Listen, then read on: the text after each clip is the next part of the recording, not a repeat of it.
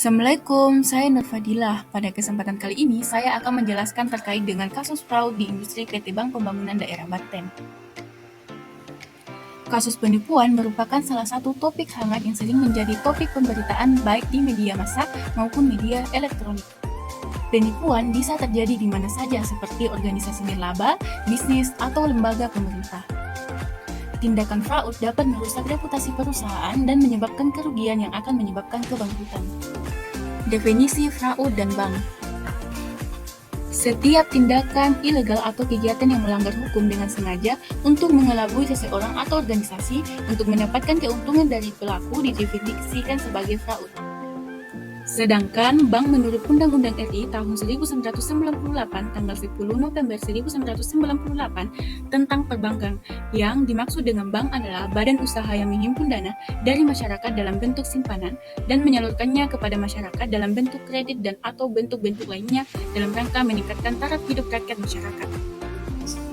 Jadi, dapat disimpulkan bahwa fraud di bidang perbankan dapat didefinisikan sebagai tindakan yang secara sengaja melanggar peraturan internal, kebijakan sistem dan prosedur, dan peraturan hukum yang berlaku untuk kepentingan pribadi atau orang lain yang dapat merugikan bank, baik secara material maupun moral. Selanjutnya, terkait dengan jenis-jenis fraud. Menurut Association of Certificate Fraud, lembaga yang berfokus pada pemeriksaan kecurangan. Kecurangan dikategorikan dalam 3 tingkatan yang dikenal sebagai fraudry, yang terdiri dari hal-hal berikut. Pada poin pertama, terdapat penyimpanan atas aset yang meliputi penyalahgunaan atau mencuri aset atau harta milik perusahaan atau pihak lain, karena nilainya yang dapat diukur dan dihitung. Ini adalah jenis fraud yang paling mudah ditemukan. Selanjutnya, pada poin kedua, pernyataan palsu atau salah pernyataan, yang berupa tindakan yang dilakukan pejabat atau eksekutif suatu perusahaan atau lembaga pemerintah menggunakan rekayasa keuangan dalam laporan keuangannya untuk menutupi keadaan keuangan sebenarnya untuk memperoleh keuntungan. Pada poin ketiga, terdapat korupsi karena menyangkut kerjasama dengan pihak lain seperti suap dan korupsi. Jenis fraud ini yang paling sulit dideteksi.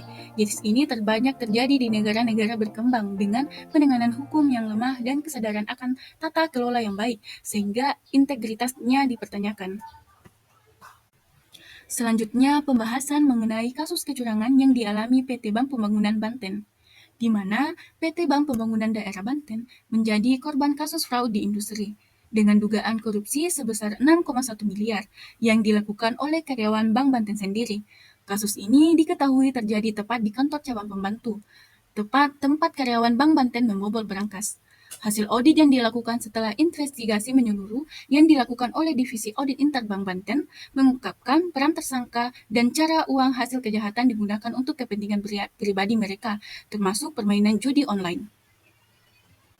Adapun penyebab terjadinya fraud antara lain sebagai berikut. Yang pertama, overtuni merupakan adanya faktor-faktor pengendalian internal organisasi yang lemah. Dengan itu, terbukanya kesempatan yang dapat membuat orang atau kelompok yang sebelumnya tidak memiliki niat untuk melakukan penipuan tergoda melakukan fraud tersebut.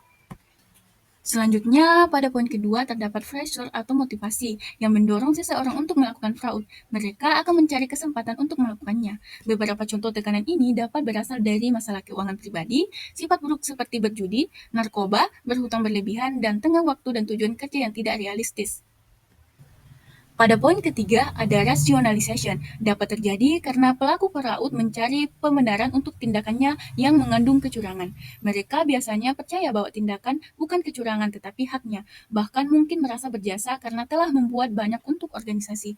Dalam situasi ini, pelaku mungkin tergoda untuk melakukan penipuan karena mengira rekan kerjanya melakukan hal yang sama dan tidak akan dihukum atas tindakan mereka. Risiko-risiko dan pencegahan fraud. Pada poin pertama terdapat risiko-risiko fraud. Menurut Pradiono, Direktur Pengawasan Bank Pemerintah Otoritas Jasa Keuangan yang disingkat sebagai OJK, semua bank harus melakukan hal-hal untuk mengurangi risiko penipuan, mulai dari peraturan manajemen risiko, pengoperasian teknologi informasi, dan layanan perbankan digital. Selain itu, sebagai otoritas pengawas, OJK juga mengawasi bagaimana perbankan memperlakukan risiko-risiko tersebut. Jika risiko tetap tinggi, OJK akan memberikan peringatan atau surat pelatihan untuk mengingatkan kembali tentang pengendalian risiko. Semua organisasi memiliki risiko terjadi fraud atau kecurangan, apapun jenis, bentuk, ukuran, dan operasinya. Selain menghasilkan keuntungan bagi pelakunya, kecurangan atau fraud memiliki konsekuensi yang sangat berbahaya, seperti kehancuran reputasi organisasi, kerugian organisasi, dan kerusakan moral karyawan, antara efek negatif lainnya. Adapun pencegah fraud, dalam mencegah terjadinya kasus fraud dibutuhkan peningkatan kinerja, pengendalian internal untuk mengurangi risiko fraud, dan menerapkan strategi anti fraud untuk mencegah kasus penyimpangan operasional perbankan dan pelanggaran peraturan berundang-undang, khususnya fraud yang dapat menyebabkan kerugian finansial bagi bank atau nasabah. Bank telah melakukan pencegahan penipuan dengan menerapkan manajemen risiko, terutama sistem pengendalian intern dan tata kelola yang baik. Namun demikian, untuk menjadikannya lebih efektif diperlukan peningkatan budaya sadar diri risiko. Ini akan membuat pencegahan penipuan menjadi fokus perhatian dan kepedulian bagi seluruh organisasi bank, baik manajemen maupun karyawan.